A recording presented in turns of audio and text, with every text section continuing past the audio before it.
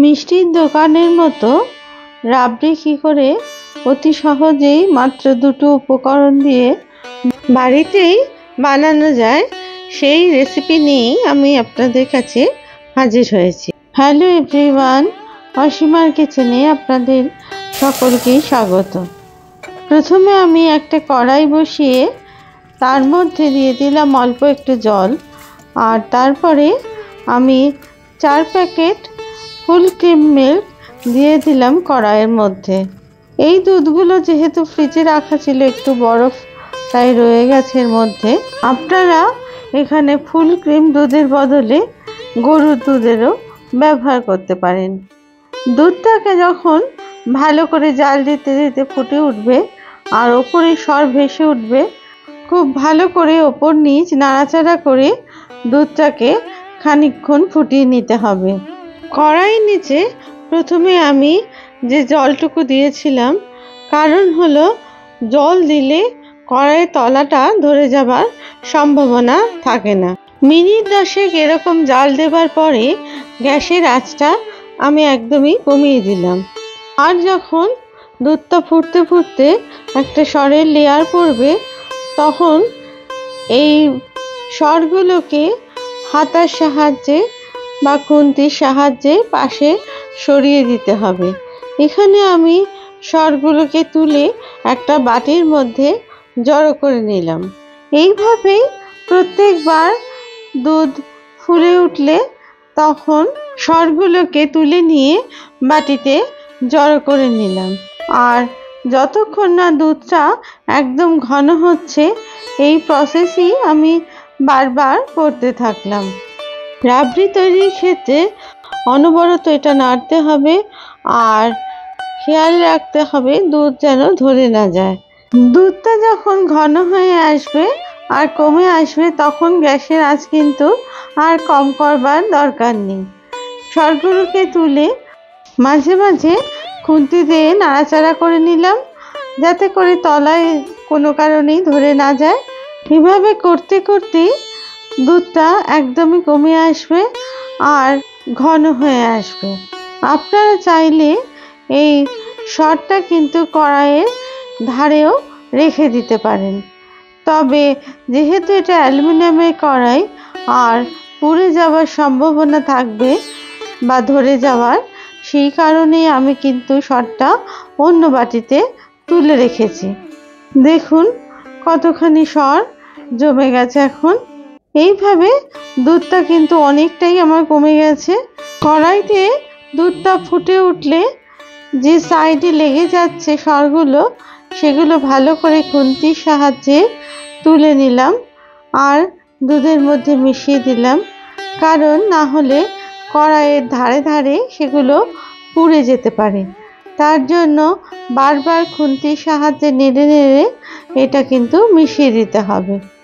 এই রাবড়ি মূলত আমরা দুধটাকে জাল দিয়ে আর যে সরের আস্তরণগুলো পড়ে সেগুলো মিশিয়ে আমরা তৈরি করে থাকি।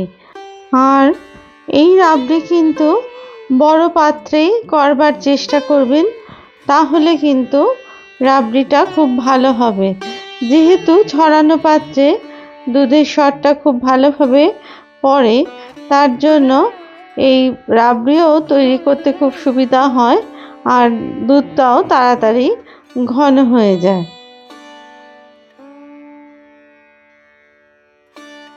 আপনাদের যদি এই রেসিপি ভালো লেগে থাকে, তাহলে প্লিজ লাইক, শেয়ার আর কমেন্টস করতে ভুলবেন না।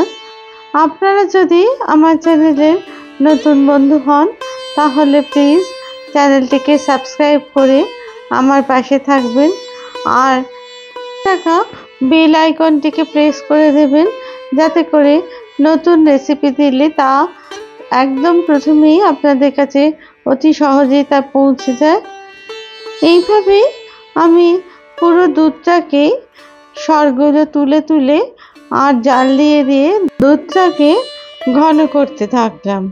যখন 1 লিটার দুধে মাত্র এইটুকু দুধ থাকবে, সেই সময় দুধটাকে জাল দিতে দিতেই আমি নিয়ে নিলাম 10-12টা কাজু এবং 10টা মতো বাদাম, সেটাকে মিক্সারে দিয়ে গুঁড়িয়ে নিলাম। আর নিয়ে নিলাম কিছু পেস্তা, সেইগুলোকেও লম্বা লম্বা করে কেটে রেখে দিলাম। এরপরে আমি ওই কাজু আর বাদামের গুঁড়োটাকে দিয়ে দিলাম দুধের মধ্যে। এটা সম্পূর্ণ অপশনাল, আপনারা চাইলে দেবেন, আবার না চাইলে নাও দিতে পারেন। তারপরে দিয়ে দিলাম আমি এর মধ্যে 3 চামচ মতো চিনি দিয়ে ভালো করে কাজু বাদাম আর চিনিটাকে একটা হুইস্কের সাহায্যে ভালো করে মিশিয়ে নিলাম। আপনারা এই কাজটা খুন্তির সাহায্যেও কিন্তু করতে পারেন। এর মধ্যে দিয়ে দিলাম আগে থেকে তুলে রাখা সরগুলোকে। এরপরে একটা হাতার সাহায্যে আবার নাড়তে থাকলাম। এই সময় গ্যাসের ফ্লেম কিন্তু একদমই কমানো আছে, এই সময় বাড়ানো যাবে না, তাহলে দুধটা কিন্তু তলায় লেগে যাবে আর রাবড়িটাও পুড়ে যেতে পারে। ভালো করে নাড়াচাড়া করে এটাকে আমি আরেকটু ঘন করে তৈরি করে নিলাম। কড়াইয়ের ধারে যে সরগুলো লেগেছিল সেগুলো খুন্তির সাহায্যে ভালো করে তুলে নিয়ে দুধের মধ্যে মিশিয়ে দিলাম, আর গ্যাসটাকেও কিন্তু এবার অফ করে দিলাম।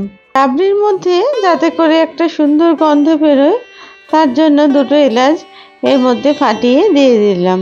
আপনারা এর বদলে এলাচের গুঁড়োরও ব্যবহার করতে পারেন। অফ করে দিয়েও আমি কিছুক্ষণ নাড়াচাড়া করে নিলাম রাবড়িটাকে, কারণ গ্যাসের গরমে এটা কিন্তু তলায় ধরে যেতে পারে। তারপরে মিনিট 5 পরে দেখুন রাবড়িটা কত সুন্দর হয়ে গেছে। রাবড়ি জাল দিতে দিতে এরকমই রাখবেন, কারণ এটা ঠান্ডা হলে কিন্তু জমাট বেঁধে যাওয়ার সম্ভাবনা থাকবে। এরপর আমি এটাকে পরিবেশন করলাম একটা বাটিতে। দোকানের মতো একদম পারফেক্ট রাবড়ি তৈরি হয়েছে। ডেজার্ট হিসেবে এই রাবড়ি কিন্তু আপনারা অনায়াসেই খাবারের পর পরিবেশন করতে পারেন।